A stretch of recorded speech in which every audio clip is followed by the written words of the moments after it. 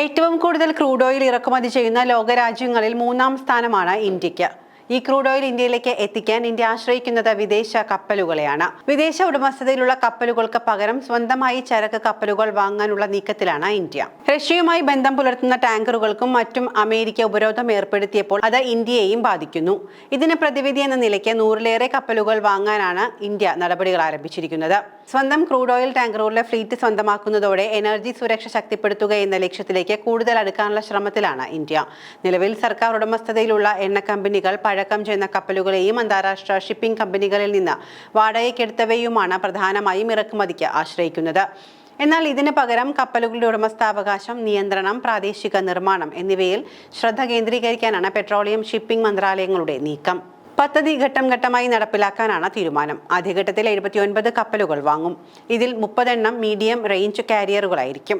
ഈ മാസം അവസാനം 10 ടാങ്കറുകൾക്കുള്ള ആദ്യ ഓർഡർ നൽകുമെന്നാണ് പ്രതീക്ഷയെന്നും റിപ്പോർട്ടുകൾ പറയുന്നു.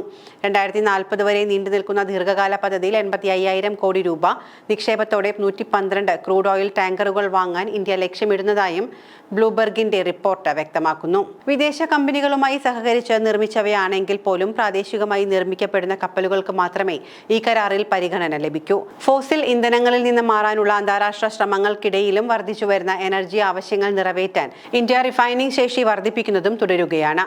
റിഫൈനിംഗ് ശേഷി നിലവിലെ 250 ദശലക്ഷം ടണ്ണിൽ നിന്ന് 2030ഓടെ 450 ദശലക്ഷം ടണ്ണായി ഉയർത്താനാണ് രാജ്യം ലക്ഷ്യമിടുന്നത്. നിലവിൽ ലോകത്തിലെ 3ാമത്തെ വലിയ എണ്ണ ഇറക്കുമതിക്കാരായ ഇന്ത്യയുടെ ഫ്ലീറ്റിൽ 5% മാത്രമാണ് ഇന്ത്യയിൽ നിർമ്മിച്ച ടാങ്കറുകൾ. നിലവിൽ ലോകത്തിലെ 3ാമത്തെ വലിയ എണ്ണ ഇറക്കുമതിക്കാരായ ഇന്ത്യയുടെ ഫ്ലീറ്റിൽ 5% മാത്രമാണ് ഇന്ത്യയിൽ നിർമ്മിച്ച ടാങ്കറുകൾ. 2030ഓടെ അത് 7%മായും 2047ഓടെ അത് 69%മായും ഉയർത്താനാണ് സർക്കാർ ഉദ്ദേശിക്കുന്നത് എന്ന് വൃത്തങ്ങളെ ഉദ്ധരിച്ചുള്ള റിപ്പോർട്ടുകൾ പറയുന്നു. പ്രാദേശിക നിർമ്മാണത്തെ പ്രോത്സാഹിപ്പിക്കാനുള്ള ഇന്ത്യയുടെ ഈ നീക്കം എനർജി സുരക്ഷയും സ്വയം പര്യാപ്തതയും ശക്തിപ്പെടുത്തുന്നതിനുള്ള നിർണായക ചുവടുവെപ്പായിരിക്കും. വിദേശ ആശ്രയത്വം കുറയ്ക്കുന്നതിനോടൊപ്പം ഈ പദ്ധതി ആഭ്യന്തര ഷിപ്പിംഗ്, നിർമ്മാണ മേഖലകൾക്ക് ഉണർവ് നൽകുകയും ഇന്ത്യയുടെ വികസന ലക്ഷ്യങ്ങൾക്ക് അനുസൃതമായി മുന്നോട്ടു പോകാൻ സഹായകരമാകുമെന്നും വിലയിരുത്തപ്പെടുന്നു.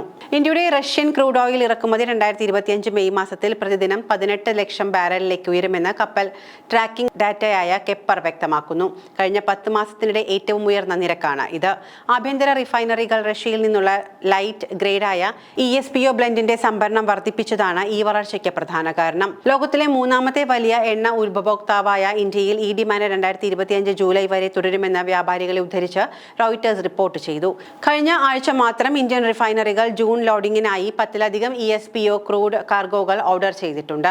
ഈ വർദ്ധിച്ച ഡിമാൻഡ് റഷ്യയുടെ ഷാഡോ ഫ്ലീറ്റ് എണ്ണ ടാങ്കറുകൾക്കും അനുബന്ധ ധനകാര്യ സ്ഥാപനങ്ങൾക്കുമെതിരെ യൂറോപ്യൻ യൂണിയനും UK-യും പുതിയ ഉപരോധങ്ങൾ ഏർപ്പെടുത്താൻ ഒരുങ്ങുന്ന സാഹചര്യത്തിലാണ്. ഈ ഉപരോധങ്ങൾ ശക്തമായാൽ ഇന്ത്യയുടെ എണ്ണ ഇറക്കുമതിയിൽ ഗുരുതരമായ പ്രതിസന്ധികൾ ഉണ്ടായേക്കുമെന്നാണ് വിദഗ്ധർ മുന്നറിയിപ്പ് നൽകുന്നത്.